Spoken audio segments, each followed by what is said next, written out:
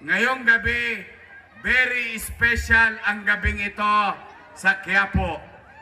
Dahil mas gugustuhin ko na mapakinggan ninyo ang mensahe sa inyo mismo ni dating Pangulong Rodrigo Roa Duterte. Na dadalhin sa atin ang mensahe na yan ng kanyang maganda at magaling na anak na Vice President Sara Duterte.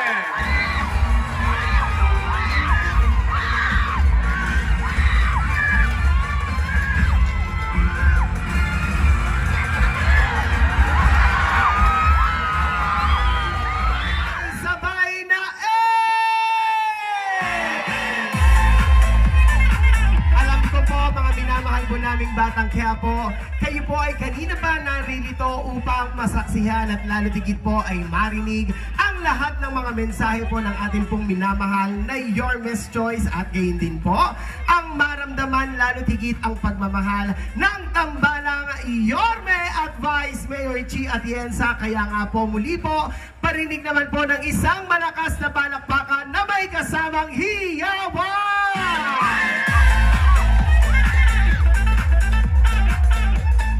Subukan nga po natin kung sino po ang pinakamalakas ngayong gabi. Magpalakpakan nga po ang aking mga nasa Nangka! Aba, siguro hindi magpapatalo ang aking mga nasa Wakali! Subukan nga natin ang mga nasa harap! Ibang-iba talaga ang power ng ating mga minamahal na taga-Distrito 3. At syempre, alam ko po at ramdam ko na rin po na talagang lahat tayo ay sabik na pong marinig ang tinig ng ating pong pinakahihintay, ang talaga namang minamahal nating ikalawang Pangulo. Muli po mga minamahal ko pong mga taga-Distrito 3, ang taus-pusong pasasalamat po sa inyo. Maraming salamat po mga taga-Distrito 3. Handang-handa na ba kayo? At sa mga pagkakataon pong ito, isang malaking karangalan po ang ipakilala ang isang leader na kahit kailan ay hindi tayo iniwan sa gitna ng laban natin sa pandemya. Ang batang galing sa hirap, nagsumikap. Ang batang Maynila, Yorme Isko Moreno Domagoso.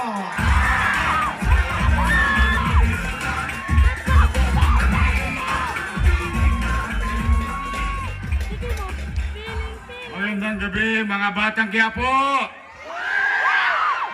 Nako, balita ko, kanina pa kayong alas 6 ng gabi. Di wala nagsaing sa bahay. Patay. Maraming titilapong kaldero. Kung wala nagsaing sa bahay, wala pa rin kumakain. Sigurado kayo? O ngayon, dapat ako magsasalita. Pero ngayong gabi, very special ang gabing ito sa Quiapo.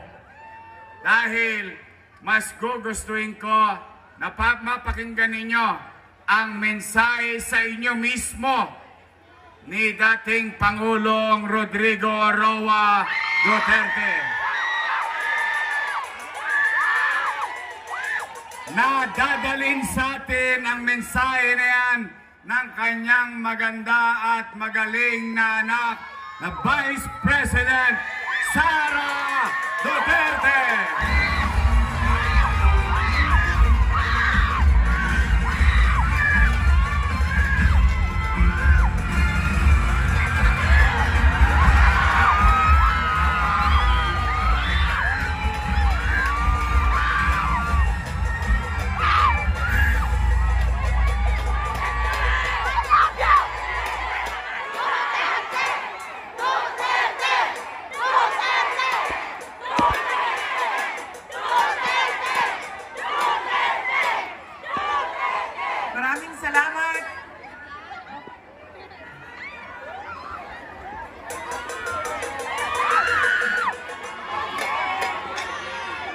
Assalamualaikum warahmatullahi wabarakatuh.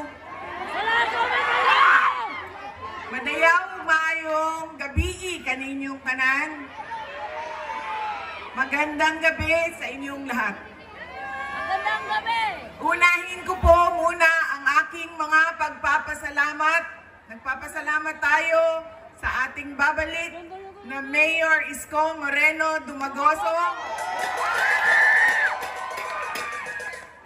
sa kanyang pagpapahiram sa atin ng stage, ng ilaw, ng kuryente, ng mikropono para mapaabot sa inyo ang aming mga mensahe ngayong gabi na ito.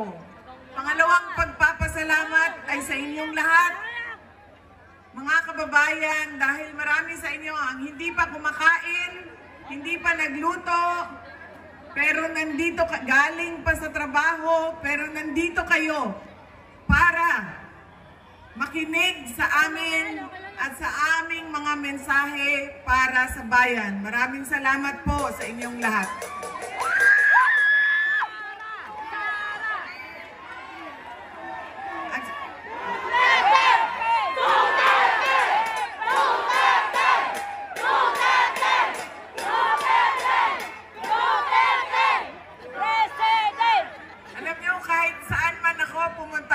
Galing kaming Samar, tumawid kaming Leyte, tumawid kaming Cebu, tumawid kaming Negros, pumunta ako nung isang kagabi dito sa syudad ng Maynila, kaninang umaga sa Quezon City. Ngayon bumalik na naman ako sa syudad ng Maynila. Ang sigaw ng mga tao ay Duterte.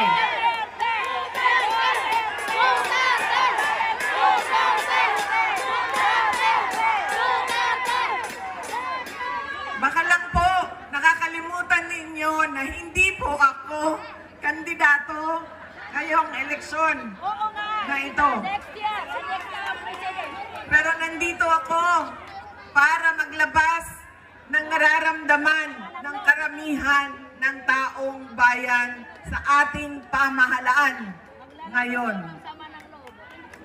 Pero tapusin ko po muna ang aking mga pagpapasalamat. Ang sunod po na pagpapasalamat ay mula sa akin, personal, sa inyong lahat, mula sa mga kasamahan ko at sa aming opisina sa tanggapan ng pangalawang Pangulo sa inyong patuloy na suporta at pagtitiwala sa aming lahat. Maraming salamat po sa inyong mga kababayan. At ang huling pagpapasalamat ay mula po sa pamilya namin, ang pamilya Duterte. Napakalaki ng utang na loob namin sa inyong lahat sa pagkakataon na ibinibigay ninyo sa amin na makapaglingkod sa ating bayan. Dako kaayo ang amuang utang nga kabubuton kaninyong tanan sa oportunidad na ginahatag ninyo kanamo nga mga nakaserbisyo sa ato ang nasod. Daghan kaayong salamat. Daghang salamat. Alam nyo, marami sa ating mga problema ngayon ay dahil sa ugali nating mga Pilipino kung paano tayo pumipili ng leader ng ating mga komunidad at ng ating bayan. Una na ugali ng Pilipino ay kung sino yung nagpapatawa sa kanila, sumasayaw, kumakanta, na-entertain sila, ay yun ang naaalala nila pag-upo nila doon sa presinto, sa voting precinct natin. Hindi na natin tinatanong, ano ba ang pangako ng tao na ito nung siya ay tumayo sa entablado para mangampanya? Tinupad ba niya ang kanyang pangako? Yan ang ugali natin. Maganda sa paningin, sumasayaw, na-entertain ako, naaaliw ako sa kanya, iboboto ko siya. Hindi na natin tinanong.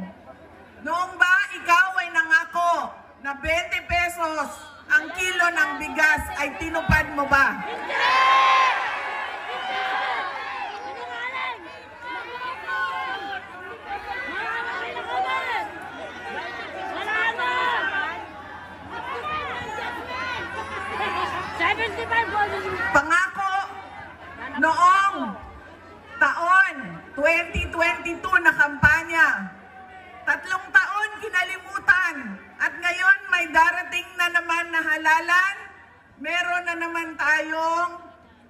kuno 20 pesos na bigas doon sa Visayas.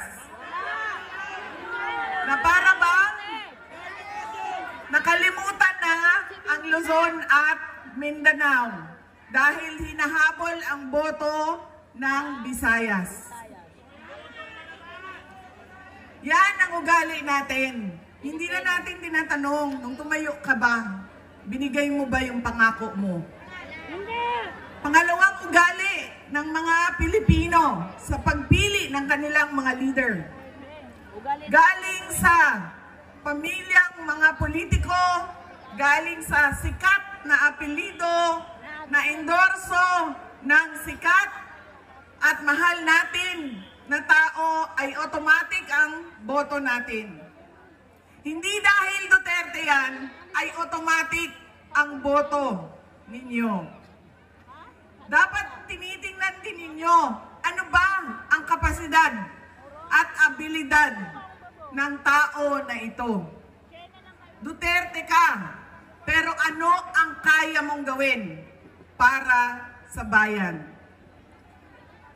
Kailangan ko banggitin na ang congressman ninyo dito sa distrito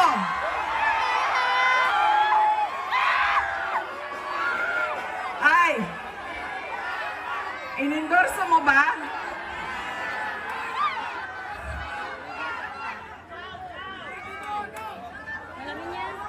Yan!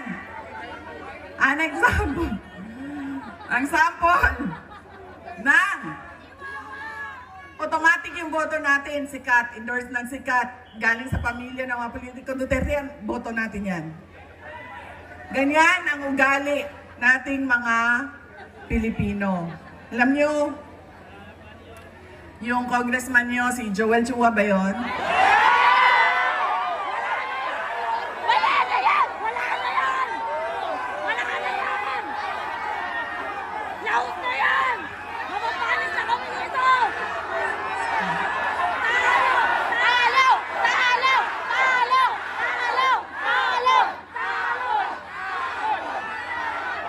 Tapon! Sabi nung isang kaibigan ko na tiga Cebu, na kaibigan din niya. Sabi niya, pare, bakit mo naman ginaganyan si Sara? Wala naman niyang ginawa sa iyo. Sinisira mo ang pangalan. Tama! Sabi niya doon sa kaibigan namin, putang ina pare, hindi ko naman kilala si Sara at hindi niya ako kilala. So ano bang pakialam ko